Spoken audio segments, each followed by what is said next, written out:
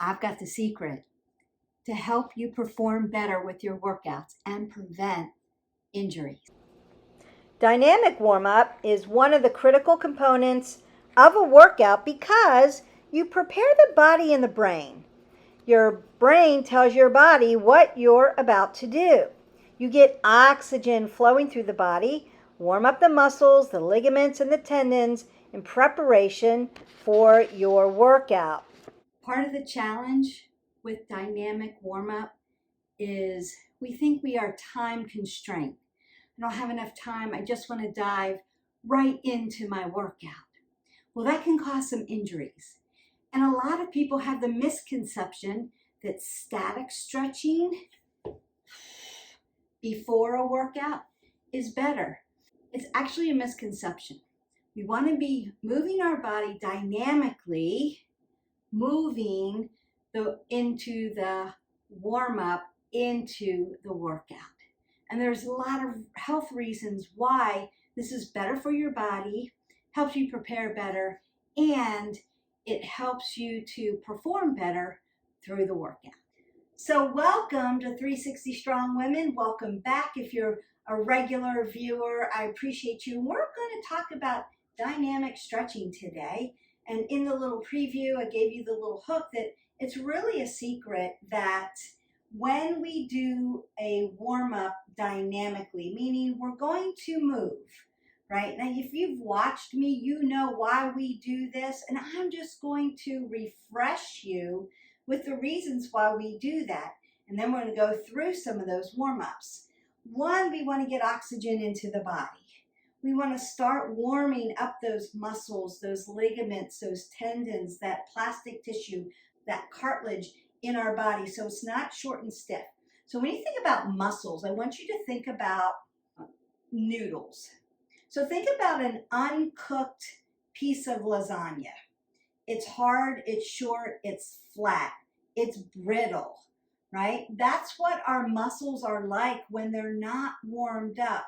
So if I were just to get out of bed and say, I have a workout to do, and start to statically stretch, that's going to hurt me because my muscle isn't warmed up. It's not long and lean. There's not oxygenated blood in there. Now, when we dynamically warm up and we're moving our body, we get length. We get long and lean. Our spine gets space in between it. And there's a lot of oxygenated blood in the muscle. And therefore, it's like cooked pasta. It's liquid. It's flexible and fluid. So think about that analogy. That's the best analogy that I've ever had that can give you that picture, that visualization of what our muscles are like. So when we start to work out, we don't want to lift when we have uncooked pasta in our body. We want to lift and do cardio and do flexibility when we're nice and warmed up and fluid. And so that is why dynamic stretching at the beginning, the dynamic warm-up is better than a static stretch. And it's better than just racing right into your workout. The other reason why dynamic stretching is so good for you is that when we do the warm-up, when we move the body, you'll notice that, and if you've been with me for a while, you'll know, oh, I know what we're getting ready to do. Because I want your mind that tells your body what to do to be set up for success. So we're going to mimic gently in movement some of those things that we're going to do in the workout. So think about the workout and then think about how can I mimic that without equipment in a moving way, in a fluid way to warm my body up and prepare my body to connect to my mind to tell them, oh, we're going to do curls, we're going to run, we're going to do a yoga flow, we're going to do certain movements in these planes of motion, and my body is set and ready for it. And so that is critical when it comes to the success and performance of your workout.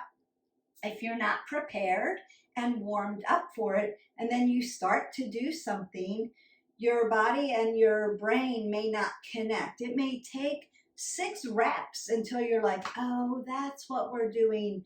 That's why our form needs to be this way. That's why I'm off balance and I can't figure this out. That's why it hurts when I do the first couple reps, because you're not letting your mind and your body talk to each other in the warm-up. And the warm-up only takes 3 to 4 minutes. Think about your workout. If you're just watching my videos, I'm going to do the work for you. So you're just going to follow along. But if you're going to a gym, think about what I'm doing and how I have to warm up the body. Do that first. Take 3 or 4 minutes and add it into your time, because I guarantee you, you will perform better. You may be able to lift a little heavier because now you've got oxygen in there. Your body knows what to do, and that's going to help you. And because you're warmed up, a little bit more fluid, a little bit more flexible, you have less risk for injury, and that's really, really important. I'm going to go through some of the basic warm-ups that we would do. I'm going to roll my shoulders back, always keep that apple under my chin. So even in our warm-up, I don't want my head to go below my heart. I want to keep it above so that I have that fluid going in, but I'm not going to get dizzy. And then I'm just going to start to step side to side and swing my arms. So if I add arms to this, right, I'm adding more cardio to this, and I'm starting to tell my body, so we might be moving right, left sides, we might be moving in this position. And then I want to start to get that oxygen moving through my body, my heart rate pumping a little bit, and my metabolic system firing up so I burn calories during my workout. I might reach up over my head like this, because now my body has to pump the blood all the way up and come back down to the heart. So this way, now I'm really starting to get my metabolic system going, starting to burn calories. My body should feel like it's starting to warm up. Now, if I'm going to be doing chest, back, push-ups, push-pull motions, I want to be here. And you can exhale on that exertion just like you would your lift or your cardio or your flexibility. And then what do I want to do? I want to rinse out my spine. Transverse motion, right? Transverse movement. So we're always in planes of motion and positions. We want to work around the body. Think about those muscles being 3-dimensional. So I want to squeeze my thoracic and twist it. And then I might crunch side to side and open up those obliques and get those long and lean, right? Because they help you turn around, helps you have one of the movements which we call rotation. We need to get them nice and flexible and warm so that we can do this without hurting ourselves. And you're just mimicking what you might do. So you might take like a back lunge and do a rotation. That might be part of the exercise. And then I want to start marching again. Now I've gotten some upper body. You could rotate your arms out here. If you're going to be doing a lot of shoulders or upper back, right? And notice that I'm marching my legs, but I could step side to side. Could be here. And now I want to start to work at my hips, my hip flexors, my glutes, my legs. So I don't load right away. What do? Bring my knees to my chest. Also opening up my abdominals, right? A little flexion, extension of your back. And I'm getting my glutes warmed up without loading them first. Sometimes that hurts when you just drop down into a squat. Let's get that blood flowing. If squats are too much, you can be here.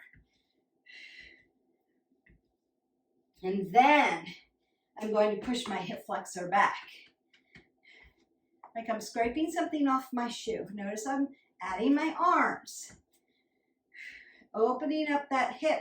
Opening up those hip flexors so they're not so tight.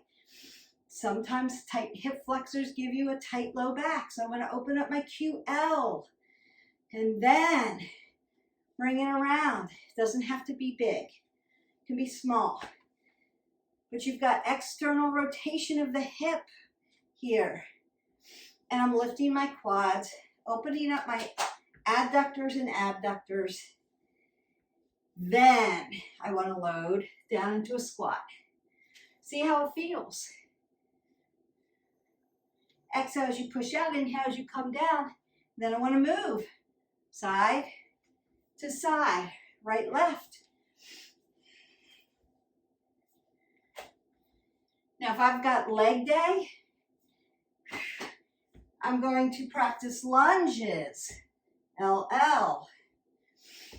Notice how I'm sitting straight up here, not leaning over.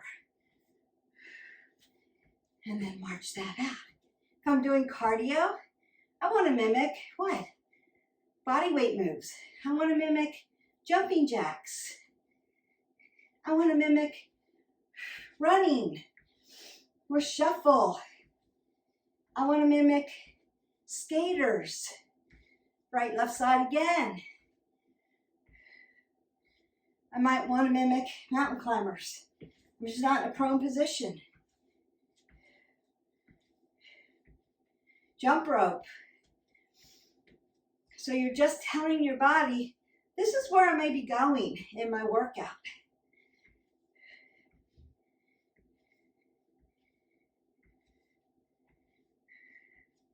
I might have to mimic balance.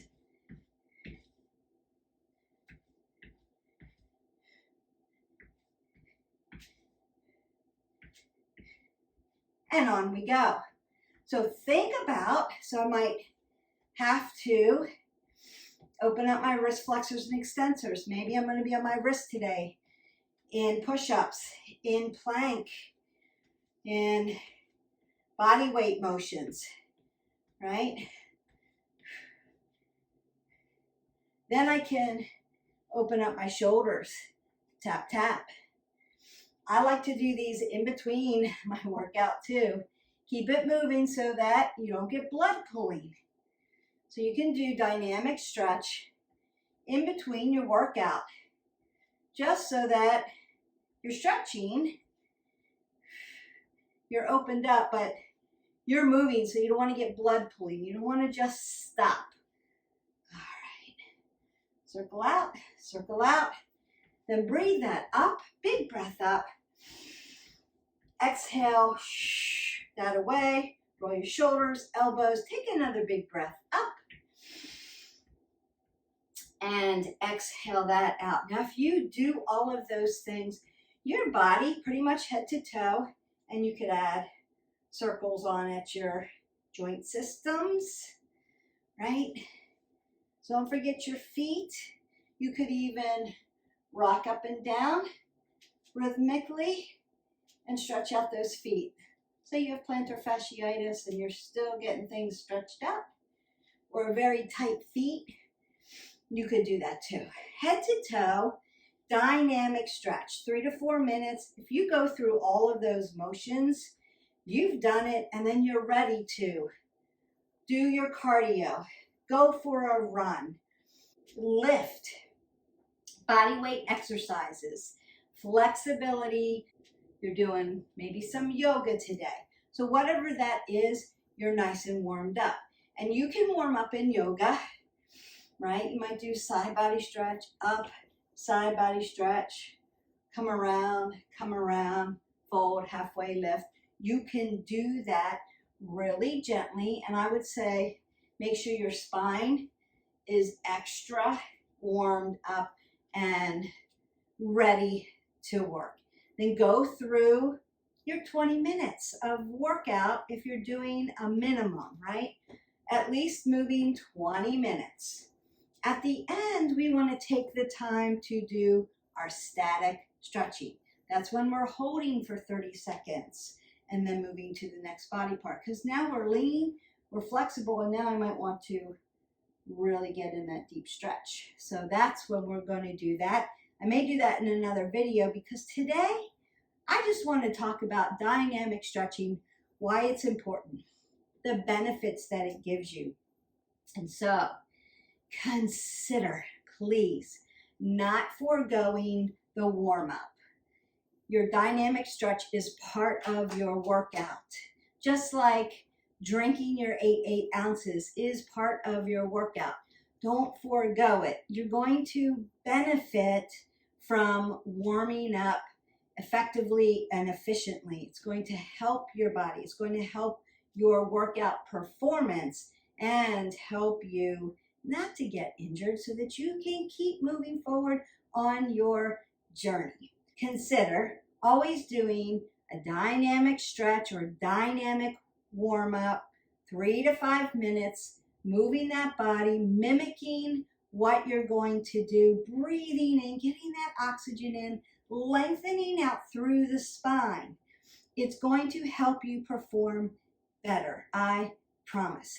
That is my pro tip for the day. That is my secret on how to perform better during your workout and avoid those risky injuries. Keep incorporating those dynamic stretches into your workout. It will make you better at your performance of the workout that you're doing. It helps to keep you flexible and long and lean, full of oxygen. That's going to also help you perform better and help you have less risk for injury. So keep incorporating that in, keep practicing, and leave me comments below, like, what is your favorite dynamic stretch? I would love to hear from you all to see what it is that you do and how you dynamically warm up. Hey, don't forget to hit our button, like, subscribe, and share to get all our other wellness tips. We'll see you for the next video.